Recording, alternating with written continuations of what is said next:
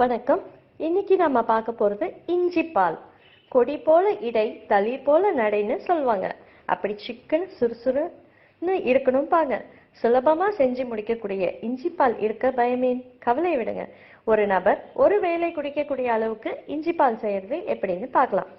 ஆள்காட்டி விரல் பருமனில் சிறிது துண்டு இஞ்சியை எடுத்து தோல் சீவிக்கணும்.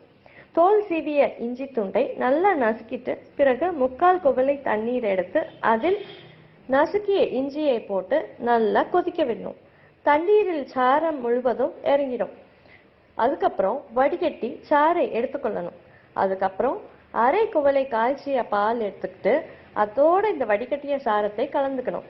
அதோட இந்த தேவையான அளவுல தேன் இல்லைன்னா பனங்கற்கண்டு இல்லைன்னா சர்க்கரை இனிப்பு சுவைக்காக சேர்த்துக்கணும்.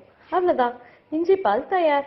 இந்த இஞ்சி பாலை காலையில வெறும் வயிற்றுல நாம குடிச்சோம்னா நுரையீரல் சுத்தமாகும், சளியை ஒழிச்சு கட்டிடும், வாயு தொல்லைன்றதே இருக்கவே இருக்காது, தேவையில்லாத கொழுப்பு பொருளை கரைச்சிடும்.